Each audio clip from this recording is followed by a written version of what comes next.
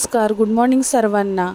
रोज मी लवकरच उठते 6 वाजता, पण आज तुम्हाला लॉंग व्हिडिओमध्ये माझं सकाळचं रुटीन दाखवण्याचा प्रयत्न करते। नंतर तो खूपच धावपळ होते, आता पण खूप धावपळ होते सकाळी, पण आज मी खूप प्रयत्न केले की मी आज सकाळचं माझं रुटीन रेकॉर्ड करून तुमच्यासोबत शेअर करू। पहिल्यांदा थँक्यू तेजू शिंदे ताईंना, त्यांनी मला योग्य मार्गदर्शन केलं, त्यामुळे हा मी व्हिडिओ बनवण्याचा प्रयत्न करते। पहिल्यांदाच सकाळचं वातावरण मी रेकॉर्ड करते आणि स्वतःलाही मी कॅमेऱ्यामध्ये पहिल्यांदा बघते। तर एवढं वजन कमी होतं 45-50 आणि त्याच्यानंतर डायरेक्टली 62 झाले, म्हणजे एवढा बदल। आणि स्वतःला मी पूर्ण एवढं असं कॅमेऱ्यामध्ये बघितलंसुद्धा नव्हतं, आरशासुद्धा बघायला टाईम नसतो, अशी इकडे परिस्थिती असते। खूप जणांची अशी परिस्थिती माझ्यासारखं, सर्वच लेडीजला तर रोजची कामं, किचन आणि बाळ सगळं सांभाळता स्वतःकडे लक्षच देता येत नाही। आणि आमचा बाबू शांत झोपलाय, बघते म्हणलं की बेडवरून पडायला नको, म्हणून मी साईडने उषा आणि सगळं बॅग वगैरे लावून आली आणि किचनमध्ये सगळं बिझी असताना त्याच्याकडे मध्ये येऊन बघायला लागतं, कारण पडायला नको वरून। ठीक आहे, पटापट मला आता चपाती भाजी नवऱ्यासाठी बनवायची आहे। त्याच्या आधी मी गरम पाणी केलं, रात्रीचं गरम केलं, जेवण वगैरे बाजूला साईडला काढून ठेवलं। रात्री खूप उशीर होतो, ड्युटीवर येऊन परत रात्रीचा स्वयंपाक थोडा राहिलेला बनवून जेवता झोपता खूप उशीर होतो, म्हणजे नाहीतरी 2-3 वाजतात रोज। बाबू आहे ना शाळेतून येऊन झोपतो, त्याच्यामुळे त्याची झोप पूर्ण होते आणि मला रात्री झोपू देत नाही। रात्री अंगावर उड्या मारेल, खायला मागेल मध्ये, त्यामुळे झोप कंप्लीट होत नाही, तरीसुद्धा उठावं लागतं।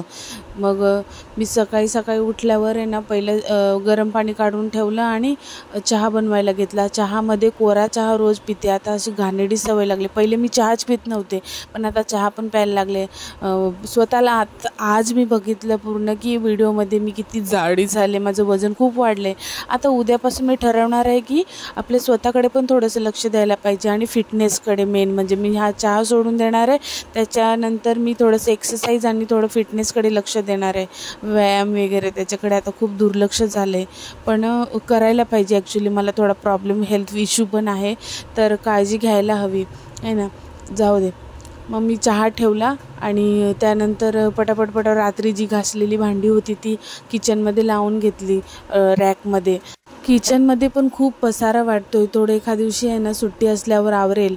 खूप विचार करते की दर संडेला सुट्टी आहे, काही ना काहीतरी कामं करून आणि आवरेल करते हो, पण ते संपतच नाही कामं, कधी संपतच नाही। कधी हॉलमधलं काहीतरी काम करणार, कधी बेडरूम थोडंसं साफ करणार। दर संडे फक्त एकच संडे मिळतो, त्याच्यामध्ये काय करणार, तो आराम असतो, काही शॉपिंग असते, मार्केटला जाऊन आठवड्याभराचं सामान आणून ठेवायचं असतं, त्यामुळे ना किचनकडे थोडंसं दुर्लक्ष झालं। आताच्या संडेला थोडंसं किचन साफ करायचा विचार करते।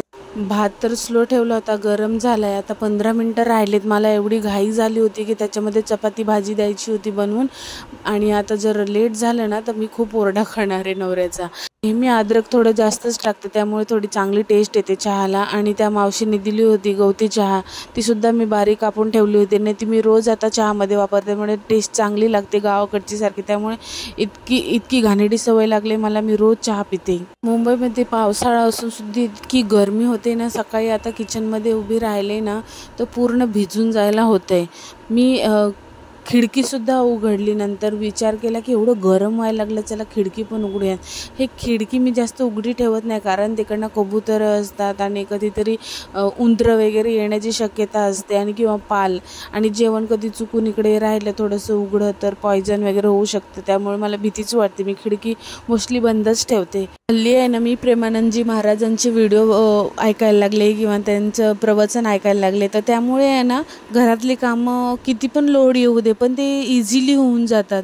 असं म्हणतात की जे पण आपल्याला कामं दिलेत ना वाटून, ते आपल्या म्हणजे देवाकडूनच आले, आणि जे पण आपल्या नशिबात आहे ते आम्हाला आनंदाने आणि एक सेवा म्हणून करायची, त्यामुळे आपल्याला पुण्य लाभेल असं विचार करून आणि मी कामाला लागते। सकाळी येताना विचार करतच यायला लागते, येताना भाजी घेऊन यायला लागते, परत येऊन बनवायचं। सासूला जास्त कामं नाही सांगत, ते आता थोडं वय पण झालं आहे आणि पडल्यामुळे त्यांचं थोडं ऑपरेशनमुळे आरामच पाहिजे, म्हणून त्या जास्त कामाकडे आता जास्त लक्ष देत नाही। किचनमध्ये सगळं माझ्यावरच आहे, हँडल करते मी पूर्ण, पण थकायला होतं आणि स्वतःकडे तर बिलकुल लक्ष देता येत नाही। तुम्ही कोण व्हिडिओ बघत असेल तर तुम्ही पण असंच करताय का? स्वतःकडे बिलकुल पण लक्ष नाही आहे का? जरा डोळे बंद करा आणि आठवण करा. तर तुम्ही पण स्वतःकडे लक्ष देत जावा, थोडी काळजी घ्या स्वतःची आणि स्वतःच्या हेल्थकडे किंवा आपल्या काही आजारपण असेल त्याच्याकडे लक्ष द्या. ताई दादा कोणी बघत असेल तर तुमच्यासोबत पण असं झालं असेल. मी म्हणत नाही की लेडीजच खूप बिझी असतात त्यात सर्व करतात, जेंट्स लोक पण घरामध्ये थोडंसं लक्ष देतात, घरी मदत करूनसुद्धा बाहेर ड्युटीला जातात, पूर्ण वेळ ड्युटीवर काम करून थकून येतात, एवढा स्ट्रेस असो, परत घरी मुलांना वेळ द्यावा लागतो, पूर्ण महिन्याचं पैशांचं मॅनेज करावं लागतं, त्यामुळे स्वतःच्या आवडीनिवडी जपताना त्यांना खूप मुश्किल होतं. स्वतःकडे कपडे आहेत की नाही किंवा एखादी नवी फाटली असेल बॅग तर नवीन बॅग घ्यायची आहे हे पण विसरून जातात.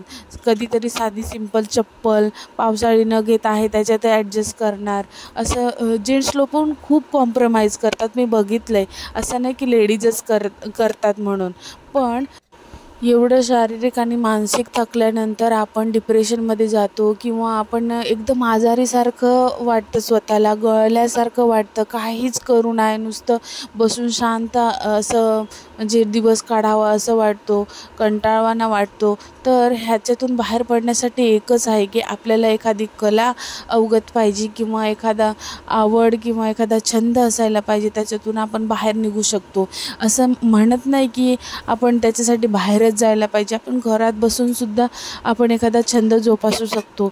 लेडीजने तर खूप सारे त्यांना येत असतं म्हणा, पण जेंट्स लोकांनी पण आपल्या मित्रांसोबत थोडासा वेळ घालवायला पाहिजे.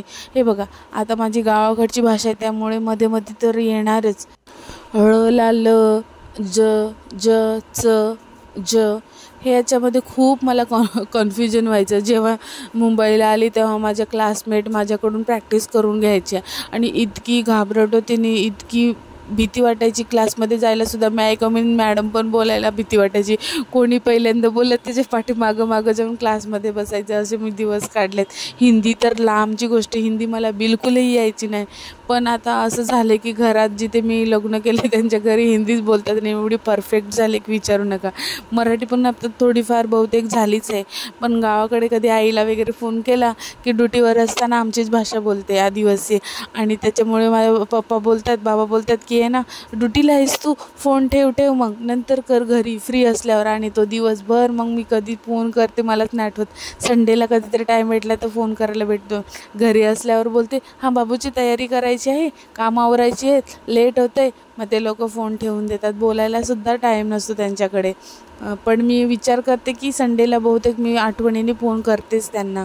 आपण कोणी लेडीज लोक असतील ज्यांची लग्न झाली असतील तर त्यांना मी एक आठवण करून देते, विसरला असेल तर, की आपले आई बाबा आहेत, ते थोडं वय होत चाललं आहे, आपली पण त्यांना गरज आहे, त्यांना कॉल करत जावा कधीतरी स्वतःहून. ते तर कॉल करत नाही, असं मनात आपण विचार करतो की त्यांनीच कॉल करावं, पण आपणही विचार करतो त्यांना आपली आठवण येत राहते.